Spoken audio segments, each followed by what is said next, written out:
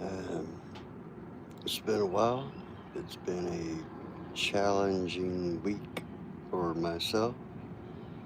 I plan to elaborate on that a little bit today, but um, in its entirety on the next God Hour Live uh, from the site of these challenges.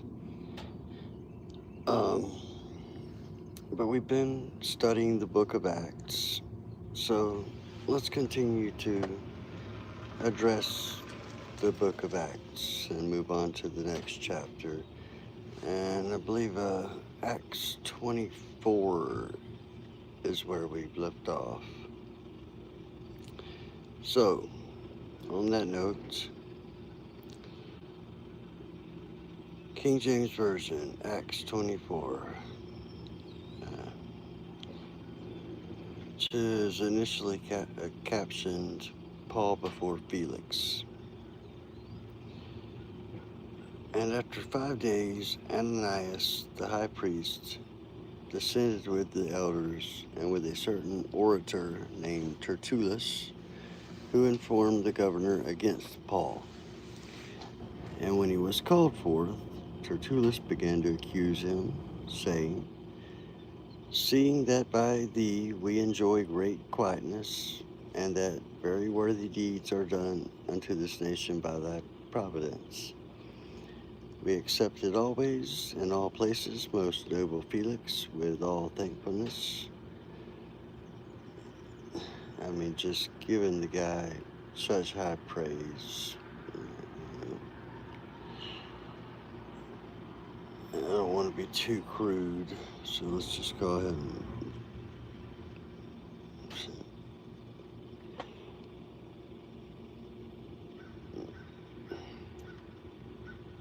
flattering. I don't know. Um, Verse 4, "Notwithstanding that I be not further tedious unto thee, I pray thee that thou wouldest hear us of thy clemency a few words.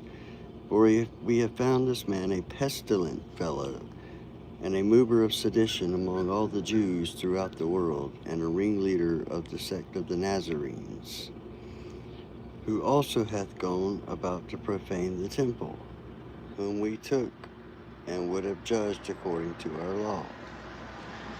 But the chief captain Lysias came upon us, and with great violence took him away out of our hands, commanding his accusers to come unto thee, by examining of whom thyself mayest take knowledge of all these things, whereof we accuse him. And the Jews also assented, saying that these things were so. Then Paul, after that the governor had beckoned unto him to speak, answered, "Forasmuch as I know that thou hast been of many years a judge unto this nation, I do the more cheerfully answer for myself, because that thou mayest understand that there are yet but 12 days since I went up to Jerusalem for to worship. And they neither found me in the temple disputing with any man." Yes, Acts 24. And good morning, by the way. Standard. This is the way God Hour Live works. We do a little bit of scripture reading and then a little discussion of anything anybody wants to really talk about. Now, I have not been participating lately because actually my house burned down this week, burned to the ground while I was at work. But that being said, I'm okay. I have my health, and we may dig into that in a future God Hour Live. But, uh, let us read this chapter. Uh, Verse 9, and the Jews also assented, saying that these things were so. Then Paul, after that the governor had beckoned him unto him to speak, answered, Forasmuch as I know that thou hast been of many years a judge unto this nation, I do the more cheerfully answer for myself, because that thou mayest understand that there are yet but 12 days since I went up to Jerusalem to worship. And they neither found me in the temple disputing with any man, neither raising up the people, neither in the synagogues, nor in the city, neither can they prove the things whereof they now accuse me.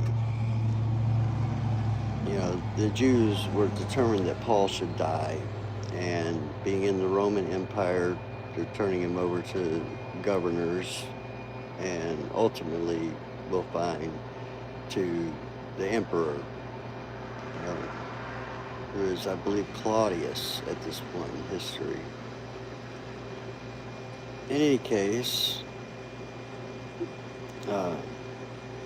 verse 14, but this I confess unto thee, that after the way which they call heresy, so worship I the God of my fathers, believing all things which are written in the law, that would be the Jewish law, and in the prophets, and have hope toward God, which they themselves also allow, that there shall be a resurrection of the dead, both of the just and the unjust, because that is in the Old Testament scripture, that there would be a Messiah.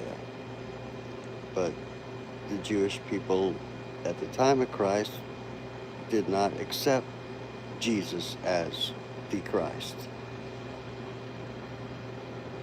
More stupidity.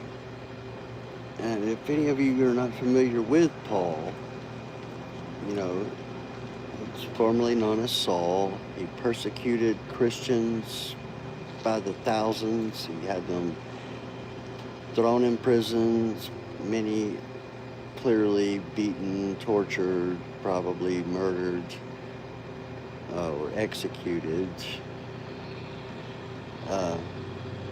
But Paul got his moment on the road to Damascus in the pursuit of Christians. And I apologize for the ambient noise here. But the Jews have taken him into custody, and they want to know what the Romans want to do with him. And the Romans, because see, Paul is actually a Roman citizen, and he's a very sharp fellow. He understands how to, while he's a Jew and bound by Jewish law, he's also a Roman citizen and protected by Roman law. So he would probably make a great lawyer. So continue on a little bit. The Jews preach of a resurrection. And verse 10, and herein do I exercise myself to have always a conscience void of offense toward God and toward men. Which is to say, he never tries, he's always trying not to sin or do wrong towards his fellow man. Now after many years I came to bring alms to my nation and offerings, whereupon certain Jews from Asia found me purified in the temple, and by purified we mean scourging, beating, neither with multitude nor with tumult, who ought to have been here before thee, and object if they had aught against me. Or else let these same here say, if they have found any evil doing in me while I stood before the council, except it be for this one voice that I cried standing among them, touching the resurrection of the dead, I am called in question by you this day. So they're being a bit hypocritical. They won't accept that Christ, who has at this point been crucified and also appeared to many people, not just Paul, but many of Jesus's apostles. There's a lot of, I appreciate that, but I'm okay. God's got a plan for me. Let me get through this chapter. There's only a few more verses. And then we'll talk about things like why does God let people's houses burn down while they're at work? And so on and so on. Now, verse 22, and when Felix heard these things, having more perfect knowledge of that way, he deferred them and said, when Lysias, the chief captain, shall come down, I will know the uttermost of your matter.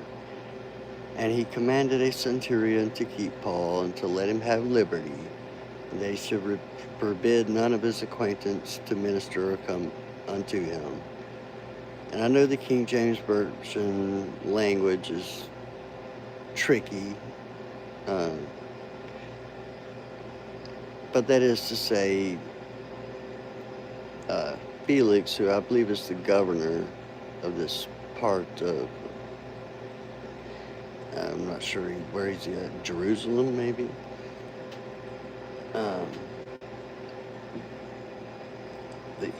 He wants the chief captain to come down, the centurion that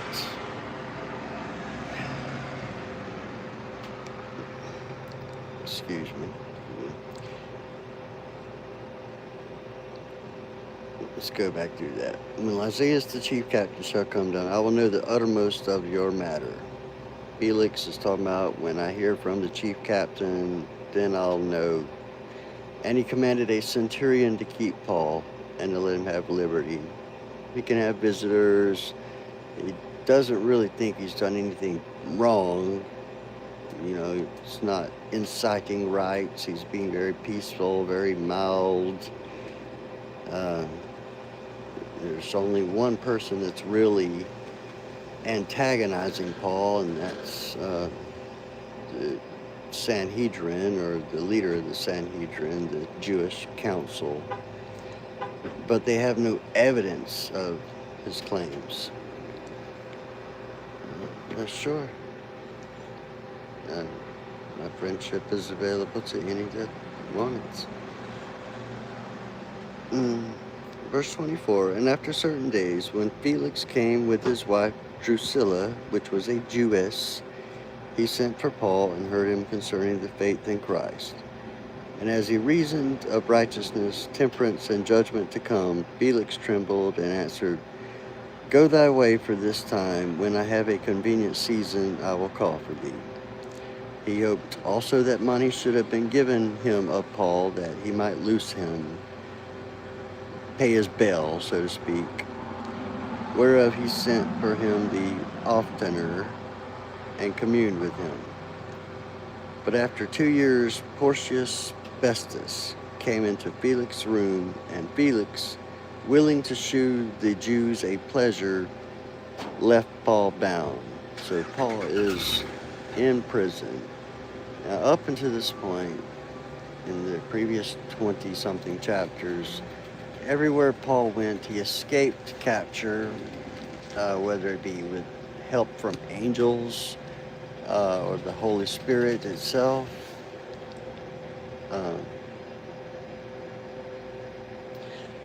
But now he's in prison. And I'm not going to read another chapter. So I've got a lot going on, clearly, with my real life stuff. But he asked to appeal to Caesar, to the emperor. And we're going to get into Agrippa and Bernice, and the kings, or the king and sister / wife appointed under the emperor. That's a very interesting chapter. I've been reading it, and In the meantime,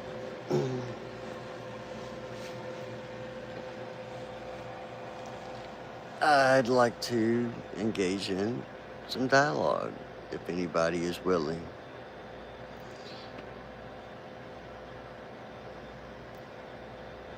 I don't know if anybody's still around, but I am homeless at this point. Uh, but I'm okay because I see that there's a plan here. I'd love to share my testimony. If I'd have been in the house another 30 minutes, I would be dead. They said that it went up like just like a fireworks factory or something. So while I was at work, within an hour or two of leaving the house, the entire house was gone, ashes. I went home to look at it, and that's all there was to it, is a flat, burned foundation. Not to mention my 9 acres are all torched as well. So presumably it's a garbage fire got out of control by a neighbor, something like that. I'm not really that concerned about it. It was not insured, no, but the mortgage was paid off, so that's a small blessing. And the foundation, I believe, is in good shape, so I'll be able to rebuild on it. In the meantime, this is less than a week old, so yeah, I still have my vehicle, I still have my job, I still have friends and a community. So I think there were a few lessons I was being taught. I think God wanted me to learn to trust in Him 100%, as opposed to, as Ronald Reagan said, trust but verify. Put all your trust in the Lord, because He clearly had me protected. I slept in the house the night before, and within an hour after I left the house, the fire department told me that nobody could have gotten out of that house. And there you have it. I mean, that's not the first time in my life that I've been rescued or defied the odds. I broke my back in a serious car accident, along with every bone in my face. This is a reconstruction. Ribs, shoulder, ankles, toes, just everything. And now I have no trouble walking. I work 50 plus hours a week on my feet, where they didn't think I'd ever really do that again. The Lord can be very, very gracious and merciful, but He also can be harsh in how He straightens you out. Because I was more or less agnostic. I was raised Baptist, but I was also raised in the IT field. My parents were coders, and I thought logic could explain everything, but it can't explain the supernatural. And yeah, I'm gonna smoke on camera, because I'm not a preacher. I'm not anything more than a sinner.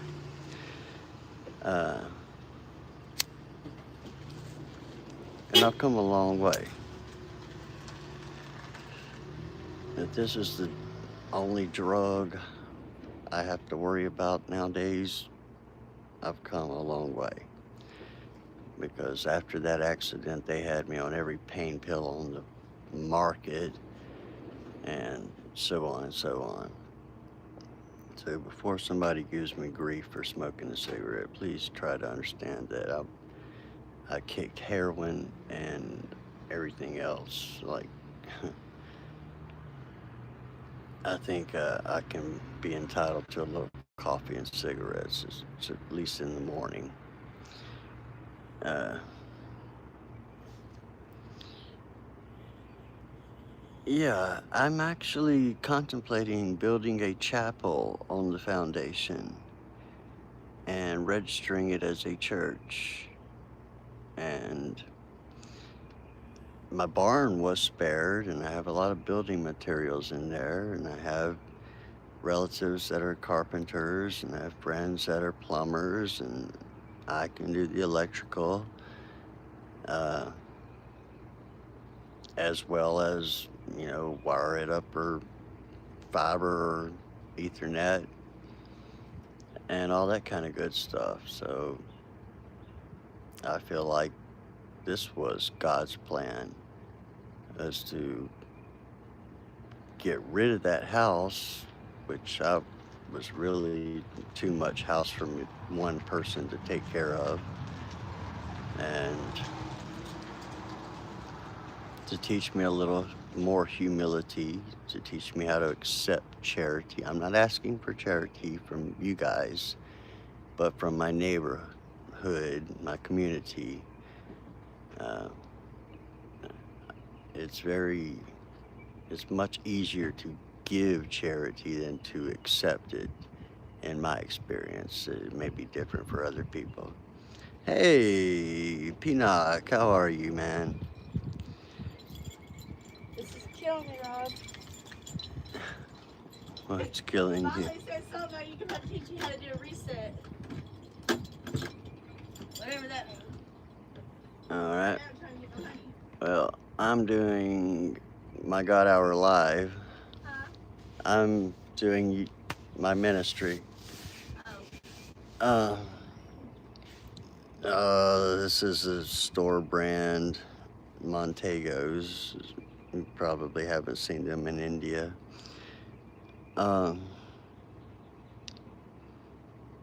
So yeah, I'm thinking of building a chapel.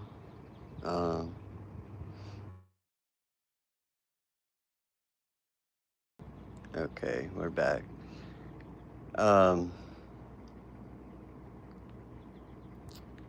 Like on God Hour Live, we've listened to a lot of people that ask questions that they might not want to ask in their local churches.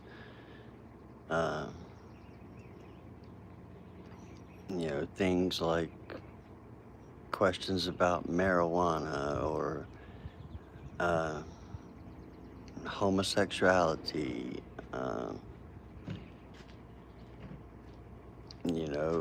Soup.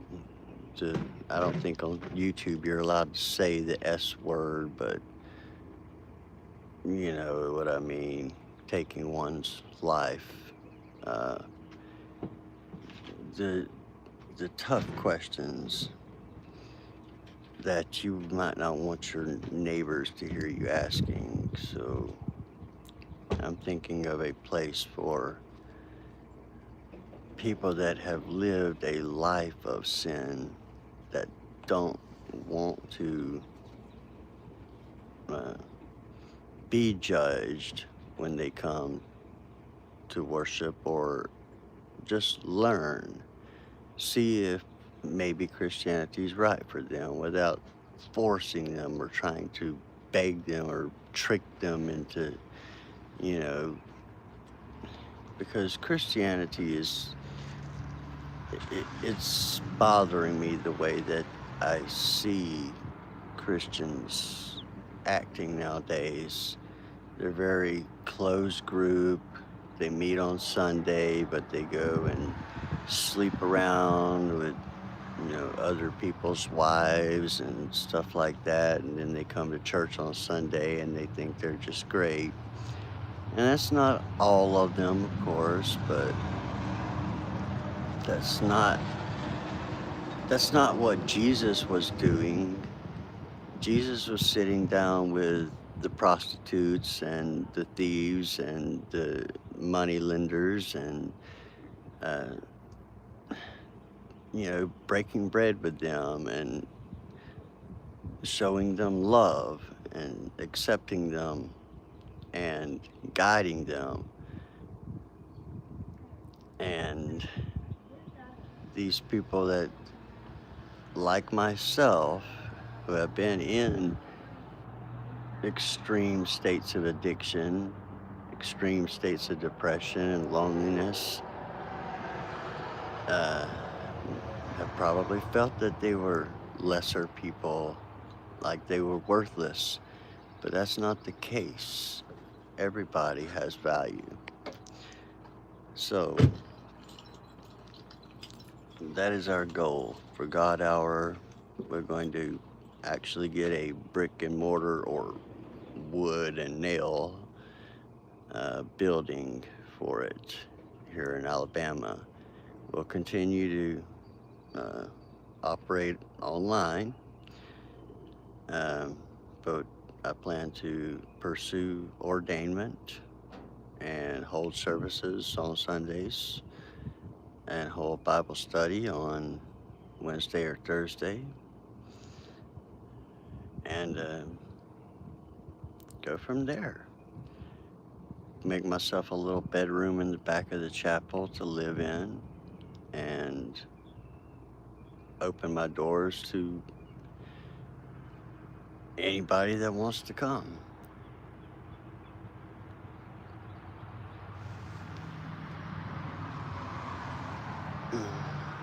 You're absolutely right.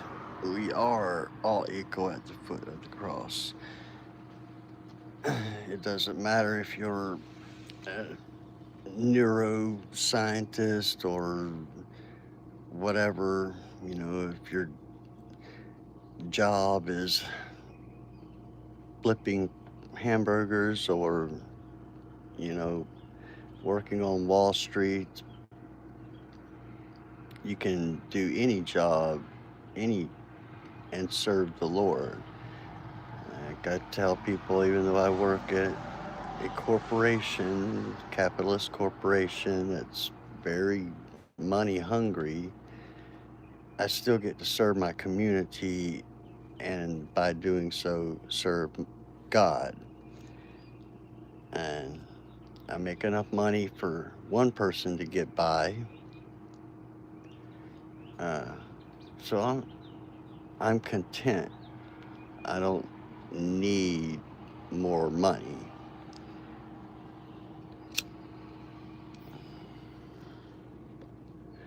And sure, things will go slow. I may have to just start with a little camper or something. But, here in the country, we're all pretty much independent anyway. We'll put a couple gardens around the, vegetable gardens to feed people. And we'll like I said, hold services. We already own the godhour.org domain. We've got this channel that's been getting more and more popular, if that's the right word. I mean, it went from like 20 subscribers to nearly 200 in the last few months. So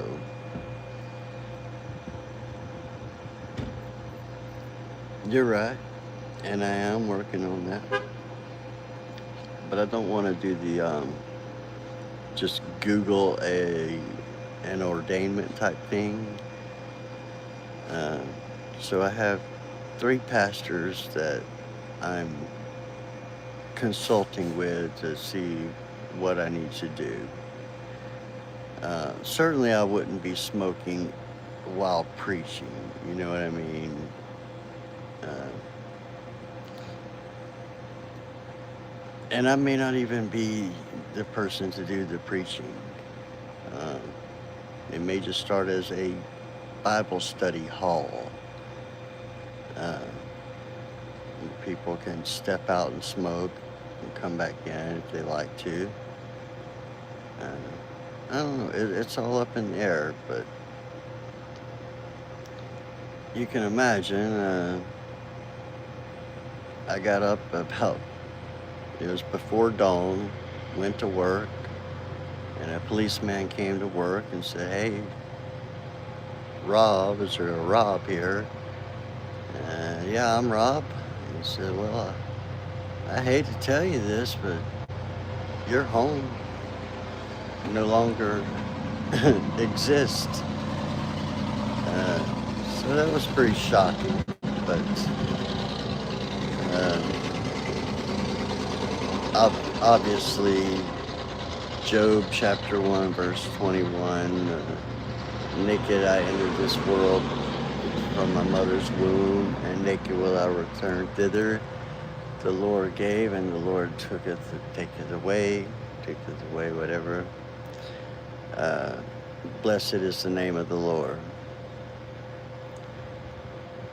So I'm taking it in stride. And, I've got my health, and I've got a wonderful boss who's found me a place to stay temporarily, free of charge. And the community has been providing me clothing and such. My district manager has been providing me street clothes and work uniforms, and other resources. My Christian psychiatrist has been helping me for many years now, not with medication, but by just helping me. He helped me get through the death of both of my parents, all of my aunts and uncles. I hate to keep comparing myself to Job, but I've lost all my family and my home. Very similar to Job. But I laugh, It just tells me that Satan doesn't, he knows my name. He's trying his best to rattle my faith. Yet God shields me the whole way. And in turn, my faith has just been strengthened all the more. The next God Hour Live I'm going to do from the site of the rubble. Right. Now,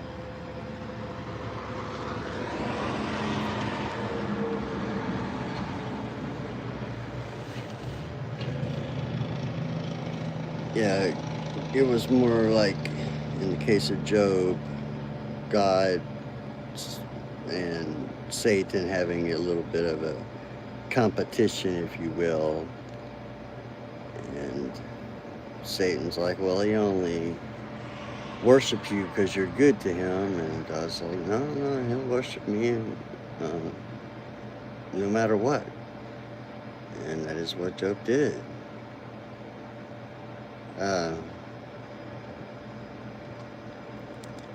My own personal thing, when I got hurt, I was in a wheelchair for many years. They were doubtful I would come out of the coma to start with, let alone ever walk again, let alone ever get off the painkillers again. But God is great. Sometimes he has to break you down before he rebuilds you into a better person. Not that I'm a perfect person, but I learned a lot from that experience. And I'm grateful for it.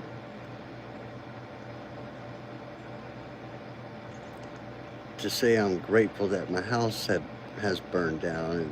It might be a stretch, but it is teaching me some things that I needed work on. I needed to learn to accept charity, learn how to let people help me, and instead of trying to do everything for myself. Um, and most importantly, I needed to learn to trust God 100%, that He has a plan and He was going to look out for me. I mean, there's at least 4 different occasions in my life where the odds were that I was going to die. Medical situations, physical traumas, and so on and so on. Not to mention, I lost my mother. I'm an only child. I lost my father and then my mother almost directly after. And suddenly in a couple of years found myself to be an orphan, even though it's about 5 years ago I lost my mother, about 7, I guess, I lost my father. And during that time I lost 2 uncles, and more recently my last remaining aunt. So I've got 2. I got a distant female cousin and a distant male cousin. They're in different states and whatnot, so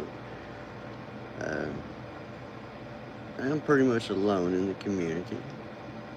And this is not even my home community. But as you can tell, I'm at a store. I don't want to get myself fired by advertising which store it is. I'm not on the clock, so it's not like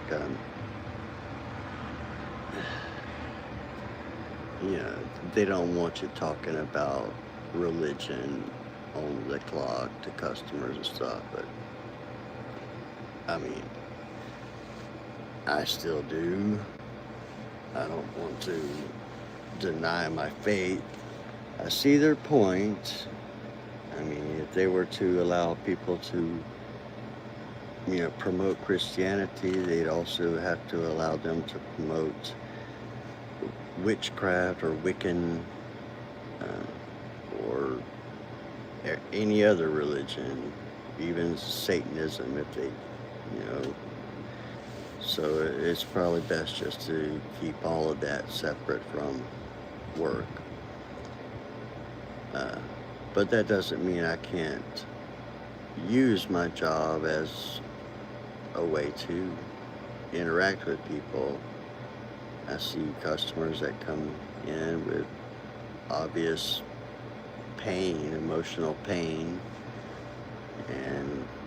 or just simple problems like their computer doesn't work, and I get an opportunity to fix it for them. Not for pay, but just to help them out.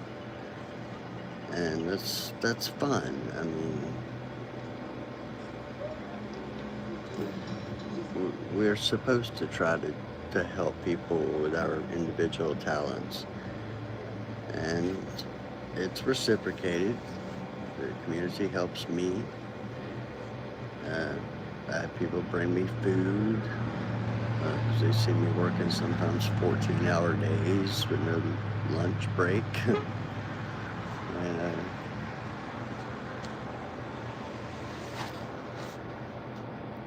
And, small towns are like that.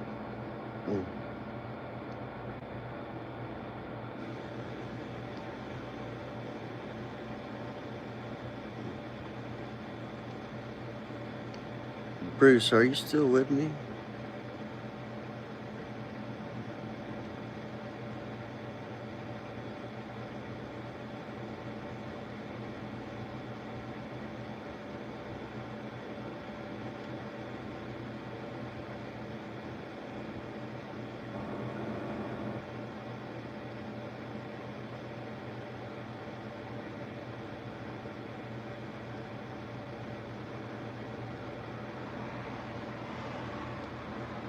I guess not.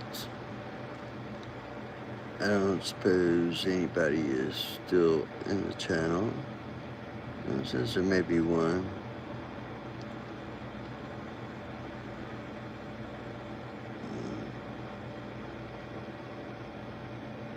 But I'd love to hear feedback on people's opinion of this idea. It actually came to me in a dream that I dreamt I was at the empty foundation that was my house and started building a chapel. And I think that would be something great.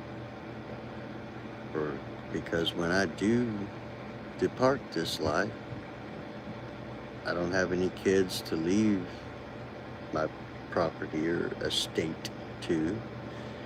So why not have it made into a church, and then it can be passed on to whoever wants to take over, you know. So that's where we stand for those who do follow God Hour.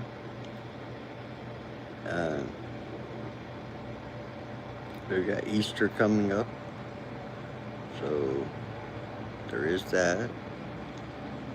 I expect I will be going to a physical church, but we may do a God Hour Live Easter edition as well.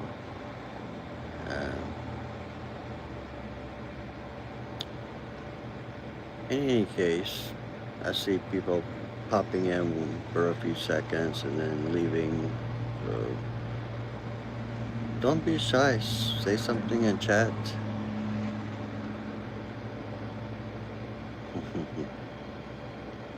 Enter and leave, but that's okay.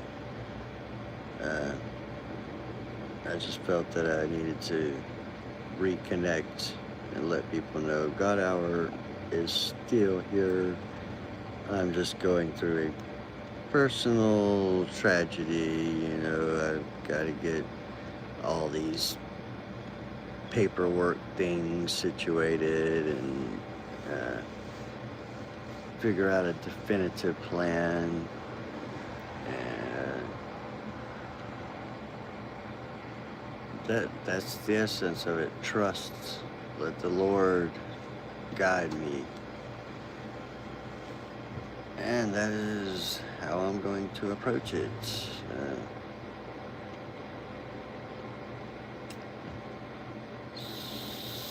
So since everybody that's joining in is basically leaving immediately, we're probably going to go ahead and conclude God Hour Live. Enter, exit.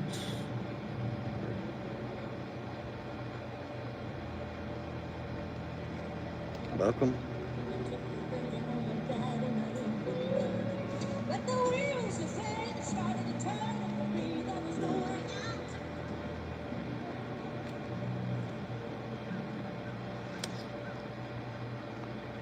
In any case, we're going to do a special God Hour Live from the scene, so everybody can witness the devastation and how easily it could have killed me, and let that be, testimony toward God's grace and understanding and impeccable timing. All right. Well, we're not going to dance around by having a person join and quit all day. I have to go to work. But God bless you all. Thank you for your support and attendance. And feel free to reach out, admin@godhour.org, or through the channel here.